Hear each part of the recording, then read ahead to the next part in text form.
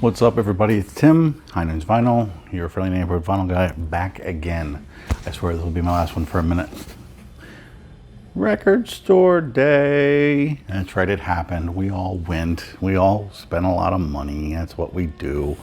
So, as you can see, one stop, Triangle Vinyl. Thank you, Justin, for the wonderful bag. So yeah, record store day, dropped 3. Did pick up some things. Sorry, I feel like my hair's a mess. So I'm going to show my record store day pickups. I did do some digging as well and picked up a couple other things, but I'll show those otherwise because I haven't really cleaned them yet. Now, granted, I've opened these, but still in the process because it was just yesterday, so I haven't listened to everything yet. But let's go ahead and get in and let's see what I picked up. If I can pull them out of the bag. So what I'm listening to right now, this is Dexter Gordon's The Squirrel. So a 2 LP set, remastered from Parlophone. This was for a live performance from Copenhagen, June 29th, 1967. Absolutely killer stuff. They waste no time getting busy on this one. They get introduced and it's like almost as if the quarter was dropped into the machine. Boom, they take off. It is absolutely fantastic. And I'm enjoying this one. Gatefold. And this one is numbered, for those of you scoring on home, 3380 out of 3500. Now, what's interesting about that is that my twin, Bill from the Vinylverse, got 3377. I told you guys, we pair up with everything. Birthdays, a couple away from numbered pressings. We're connected, what can we say? So Dexter Gordon, good stuff. I'm enjoying that one.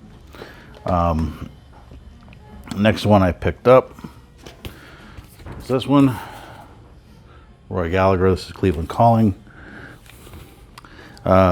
Believe this is on the custom chest label.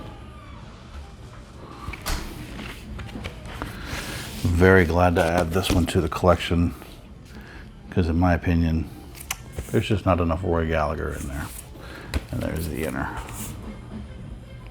So Roy Gallagher, glad to have that one. Because I have a few Roy, but it's just not enough. This is one of those ones that's like, yeah, I think I need it all. A band that I don't have much of, but I'm trying to change that. And Emma, if you're watching, I know you're happy that I am trying to change that.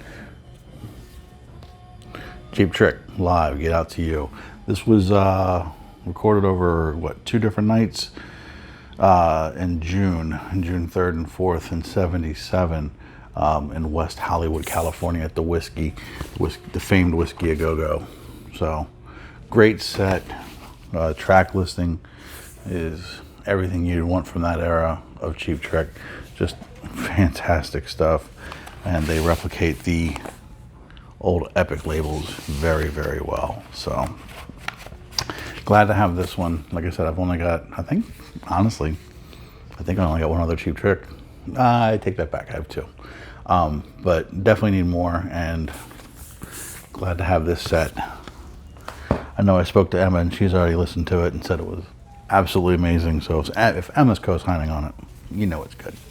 So, and then the big one, the one I was really after, I think this one's getting probably shown the most around the VC, is the double image from Miles Davis. This is the Sessions from Bitches Brew. There's your gatefold. I love the inner artwork as well. And it's on a blazing red vinyl. Excuse me, as I sneeze here. Excuse me, as I sneeze your ears off. I do apologize. So, but I've seen this one shown probably one of the most, and rightfully so. I mean, this was a beautiful set, beautiful artwork.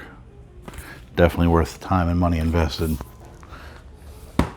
So that's it. That was my record store day haul. But I do have a couple words on Record Store Day, and I don't take for granted, excuse me, that the position of the world made Record Store Day change. However, having it in April and then pushed to June and then August, September, October definitely was a challenge for a lot of different people.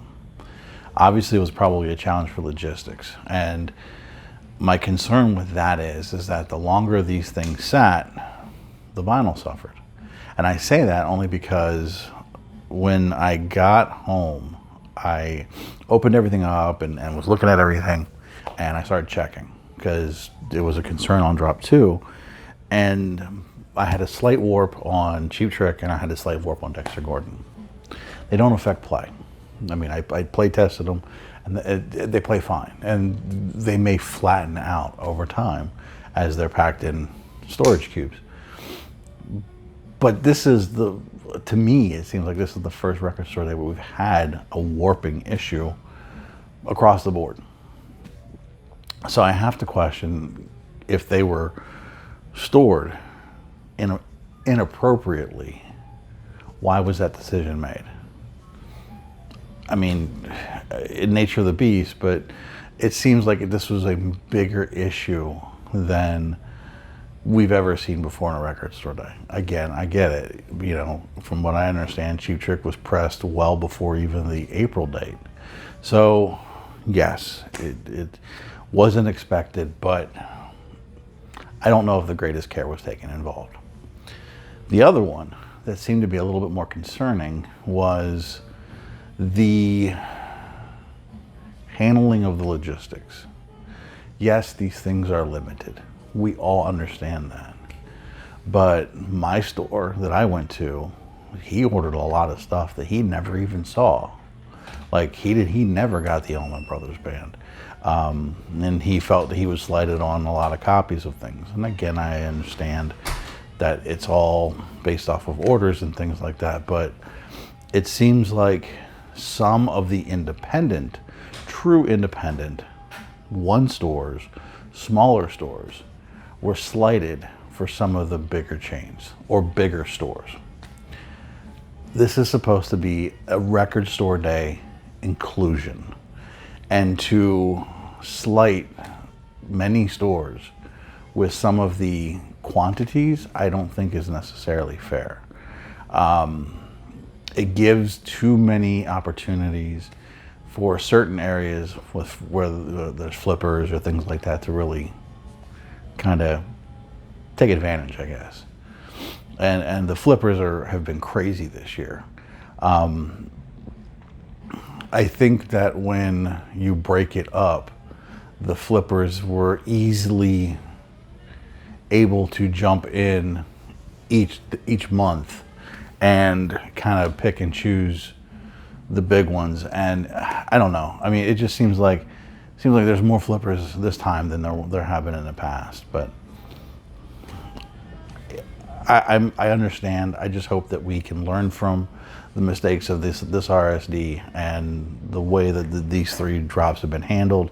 And if we have to break them up again, which I'm actually okay with. I'm okay with like a couple, like 3, maybe 4 a year, not in back-to-back months, but you know, spread them out so it's not as hurtful. You can maybe pick up a little bit more, but maybe we learn from it and focus on, you know, what worked, what didn't. So that's all I'm saying. So hopefully you got what you wanted.